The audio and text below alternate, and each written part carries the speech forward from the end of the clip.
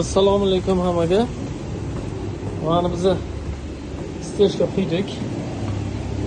Stejgasi mana bunaqa izlari qolib ketdi. Mana bunaqa. Shuni endi tozalash uchun nimadir qilish kerak. Qol qilish uchun. Mana stejkamizning ahvoli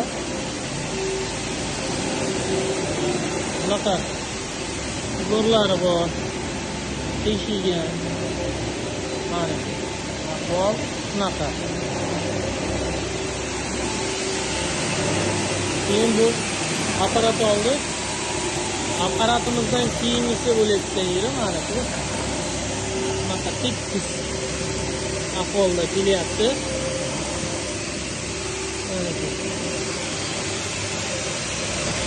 Bu mana shunaqa apparat oldik. Beton sulfotda. Manaki bunda 3 ta tishi bor. Mana tishlarning narxi endi kelishilgan holatda. Tak, apparatimiz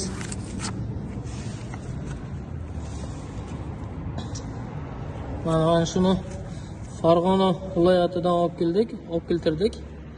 Dostavka qilib 2 kundan beri ishlatyapmiz. Zo'r. Pochta. Bu ventilyator bilan birga ishlayapti. Pilisos bilan. Birdan tirpak surib ketyapti. O'tib, xo'sh. Mana bu tez pilisos ishlayapti. Tez pilisosda tirpak pastga qolib ketadi. Chiqqan monstrlar mana bunaqa. Lekin shunga uncha changamaydi. Dovush past. Mana bu yerda to'klar ko'rsatib turibdi. 2 fazaga ishlaydi, 220 ga. Kimga mana shunaqa apparatlar kerak bo'lsa, bemalol murojaat qilaverasizlar.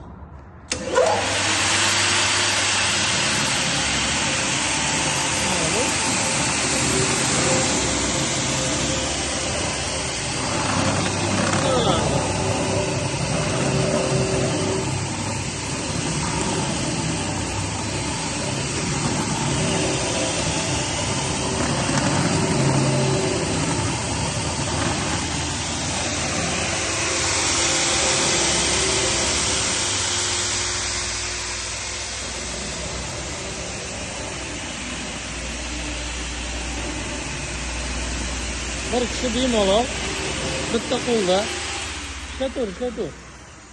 Manaki. Bitta apasini emas. Bitta qo'lda.